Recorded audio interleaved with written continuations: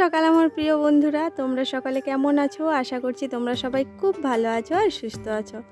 আর আমি কিন্তু তোমাদের ভালোবাসায় আজকে অনেক ভালো আছি।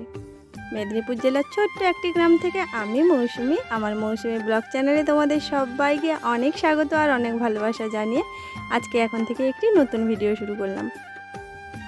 আজকে হচ্ছে সোমবার আর এখন সময় হচ্ছে 6টা 10। আজকে মা মেয়ে একসঙ্গেই ঘুম থেকে উঠেছি। ঘুম থেকে উঠে সবার প্রথমে মেয়েকে ব্রাশ করিয়েছি, তারপরে ওকে জানো তো খাইয়ে দিয়েছি, আর খাইয়ে দাইয়ে এখনও চুলটা বেঁধে দিচ্ছি। আর ওদিকে মা জানো তো বাসনগুলো ধুয়ে নিয়েছে।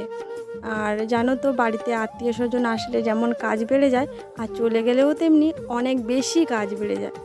আগে তো বড় ননদ বাড়ি গেল, তারপরে গেল ছোট ননদ, আর ও বাড়ি যাওয়ার পর ঘরে এক গাদা কাজকর্ম। কারণ আত্মীয় স্বজন আসলে কত জিনিস বার করতে হয় বলো তো, প্রত্যেকটা জিনিস বাসন থেকে শুরু করে বালিশ ক্যাঁথা সমস্ত কিছুই বার করতে হয়। তো ওরা যা চলে গেছে, এখন জিনিস গুছানোর পালা এসছে। সকাল থেকে তো মা গুছিয়েই যাচ্ছে। আর আজকে জানো তো মা হচ্ছে পুরো ঘর বারান্দাটা পরিষ্কার করবে। আমার ভাগ্নি যে এসেছিলো, পুরো আমাদের ঘরের দেয়াল একদম যতদিন ছিল একদম দেয়ালটাকে পুরো খুলে দিয়ে গেছে। তো যাই হোক, মা হচ্ছে ঘর পরিষ্কার করছে আর এদিকে আমি মেয়েকে রেডি করাচ্ছি। আর জানো তো মেয়ে যতক্ষণ না ঘর থেকে বেরিয়ে যাচ্ছে ততক্ষণ অবধি আমি কোনো বাসি কাজে হাত দিতে পারি না। মেয়ে বেরিয়ে গেলে এবার আর কোনো চাপ থাকে না, সমস্ত কাজ টুকটুক করে আমি করে ফেলবো। আর যতক্ষণ না মেয়ে যায় ততক্ষণ অবধি মেয়ের পিছনেই সময় দিতে হয়। যাই হোক, মেয়ের মোটামুটি চুলটা বাঁধা হয়ে গেছে। এখন ওকে টিফিন দেবো। সকাল থেকে ভেবে পাচ্ছিলাম না জানো তো ওকে টিফিনে কী দেবো। আসলে মেয়ে তো আমার ভীষণ নাক তুলে খায় জানো, এটা খাবো না ওটা খাবো না এই করতে থাকে। এই জন্য এতক্ষণ অবধি কোনো টিফিন করতে পারছিলাম না। ওর বায়না হচ্ছে ওকে পরোটা দিতে হবে, মুড়ি কিছুতেই নিয়ে যাবে না। অবশেষে কি হলো বলো তো, তোমাদের দাদাভাই বকা দেওয়ার জন্য মুড়ি নিয়ে যেতে রাজি হলো। এই জন্য ভাবছি ওকে টিফিনে মুড়ি আর একটুখানি আলু ভাজা করে দেবো। আর শরীর খারাপের জন্য জানো তো আমার ঘর পুরো একদম নোংরা হয়ে রয়েছে, আর এক গাদা জিনিসপত্র তোমরা দেখতে পাচ্ছ কি না জানি না। দেখো কতগুলো শাড়ি আমার হাতের কাছে ঝুলছে, আর এখনও দেখো মশারির একটা দিক খোলা রয়েছে আর 3টে দিক টাঙানো রয়েছে। কারণ কি বলো তো, এখনও পর্যন্ত তোমাদের দাদাভাই পড়ে পড়ে ঘুমোচ্ছে। কালকে সারা রাত তো বেচারা ঘুমোতেই পারিনি। আমার শরীরের এত কষ্ট এত ব্যস্ততা, আমি তো ঘুমোতে পারিনি, আমার কাছে যে ছিল সেও ঘুমোতে পারেনি। এই জন্য সকালবেলা কালকে এমনিতেই ব্যথার ওষুধ খেয়ে ঘুমিয়েছিলাম, এই জন্য রাতের দিকেও একটুখানি ঘুম হয়েছে। আর তোমাদের দাদাভাই ভোরবেলা ঘুমোচ্ছে, কারণ সারা রাত আমার মাথার কাছে বসে রয়েছে। হাত মালিশ করা থেকে পা মালিশ করা থেকে সমস্ত কিছুই ওকে টাইম টু টাইম করতে হচ্ছে। এত ক্লান্ত এত দুর্বল, সত্যি বলছি কোথায় যে ছিল আমি জানি না। শুধু তোমাদের দাদাভাই নয়, আমার শাশুড়ি মাও কিন্তু এক সমানে আমার কাছে ছিল। ভীষণ কষ্ট পেয়েছি গো, ভীষণ কষ্ট পেয়েছি। কালকের দিনটা আমার জীবনে পুরো একটা অভিশপ্ত দিন বলতে পারো। এত কষ্ট মনে হয় আমি কখনো পাইনি। কোথা থেকে যে কি হয়ে গেল আমি বুঝতে পারছি না। আমি জানি না কবে স্বাভাবিক অবস্থায় ফিরতে পারবো। আর ভালো লাগছে না এইভাবে বিছানা আঁকড়ে পড়তে। তো যাই হোক, মেয়ে তো বেরালো। তারপরে দেখো এই যে আলু ভাজা করেছি, একটুখানি আলু ভাজা করেছি জানো তো কেন বলো তো, আজকে তো সোমবার, গ্যাসটা এখনও পরিষ্কার করা হয়নি। এই জন্য মেয়েকে শুধু একটু আলু ভাজা করে দিয়েছি, আর নিরামিষ করেই করেছি। মেয়ের আলু ভাজাটা হয়ে গেলে গ্যাস পরিষ্কার করব, রান্নাঘর পরিষ্কার করব। আর সোমবার তো জানো আমার নিরামিষ, এই কারণেই শুধু মেয়ের জন্য আলু ভাজা করে দিয়েছি। এবারে ওর টিফিনটাই আলু ভাজাটা দিয়ে দেব। আর আজকে বলছে সাইকেল নিয়ে যাবে না, দাদুর সঙ্গেই যাবে। 2-3 দিন ধরে ওর ভীষণ পা হাতে যন্ত্রণা হচ্ছে। আর আমার শরীর খারাপের জন্য জানো মেয়েটার দিকে একদমই লক্ষ্য রাখা হয়নি, খেয়ালই করিনি মেয়েটার ওষুধ খাওয়ানো টাইম টু টাইম কোনো কিছুই তো হচ্ছিলো না। এই জন্য ওর ভীষণ পরিমাণে পা হাত যন্ত্রণা করছে। এই জন্য বলছে মা গো আজকে আমি আর সাইকেল চালিয়ে যেতে পারবো না, দাদুর সঙ্গে চলে যাব, আর বাপিকে বলো আমাকে গিয়ে নিয়ে আসতে। তো যাই হোক, মেয়ে তো এখন বাবার সঙ্গেই যাবে।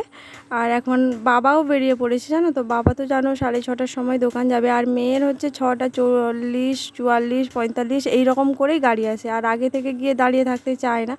তো তো যাই হোক, টিফিনটাও রেডি হলো। এখন মেয়েও বেরিয়ে যাচ্ছে আর বাবাও বেরিয়ে যাচ্ছে। আর দেখো বাবার হচ্ছে গাড়িতে করে জলের বোতল দিয়েছি। বাবা জানো তো এই জলটা খায়, আমি না খেতে পারিনি জানো তো, আমার ভীষণ পরিমাণে কষা লাগে জলটা। আর এটা খেলে কিন্তু খুবই ভালো, মানে হজম ভালো হয়। মা বাবা দুজনেই এই কেনা জলটা খায়, আমি আর তোমাদের দাদাভাই এই জলটা খেতে পারি না। তো যাই হোক, দুগ্গা দুগ্গা করে এখন মেয়ে আর বাবা দুজনেই বেরিয়ে গেল। আর হচ্ছে এদিকে আমি এবারে ঘরে আসবো, এসে এবারে সংসারে কাজকর্মে হাত দেব। অনেক কাজকর্ম পড়ে রয়েছে, সেই সকাল থেকে একটু কোনো কাজে হাত দিতে পারিনি, শুধু বাসনটুকু ধোয়া ছাড়া আর কোনো কাজ হয়নি।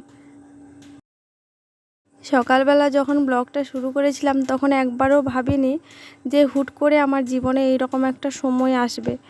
তো যাই হোক, এখন সময় হচ্ছে 2:40। তোমাদের দাদাভাই হচ্ছে বেরিয়ে গেছে অনেকক্ষণ আগে, আর মেয়ে এখন যাচ্ছে। তোমাদের দাদাভাই কয়েকটা জিনিস কিনে দেবে, ওই জন্যই মেয়ে গেছিলো। আর দেখো নিয়েও চলে এসছে।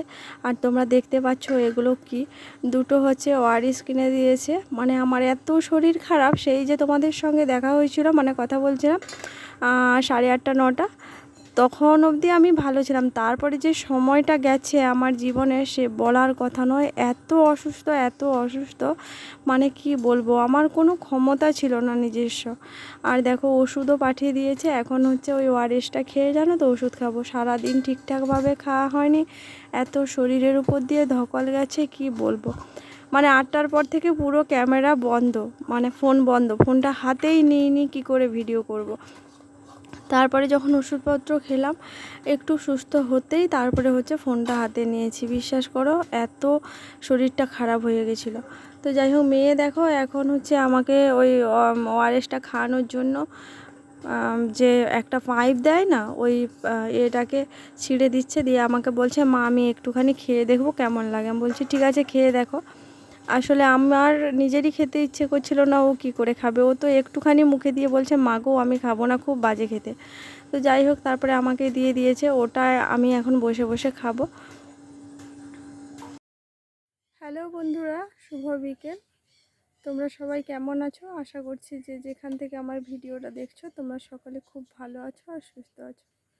আমি একদম ভালো নেই, মানে কয়েকদিন ধরে যে আমার শরীরটায় কি হয়েছে আমি নিজেও জানি না।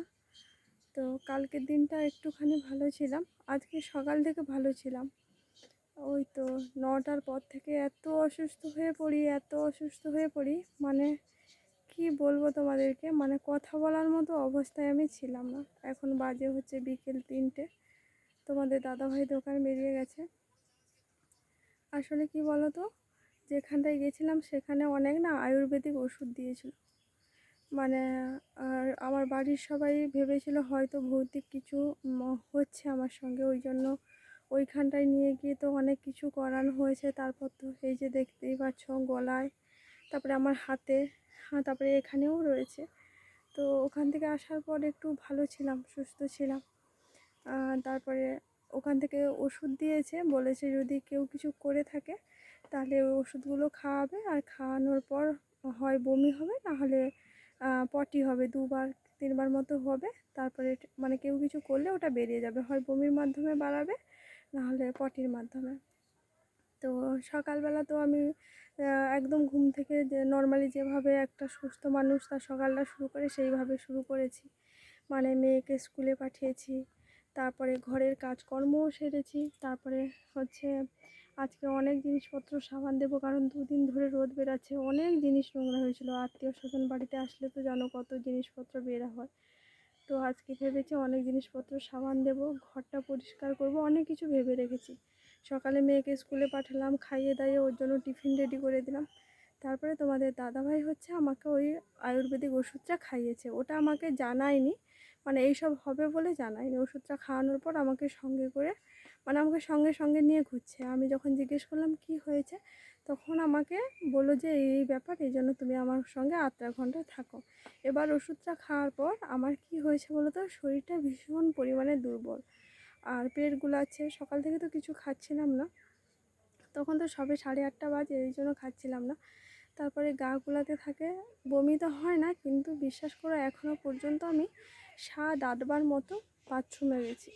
মানে আমার আর হাঁটারও ক্ষমতা নেই, আর মানে কথা বলার মতো ক্ষমতা নেই।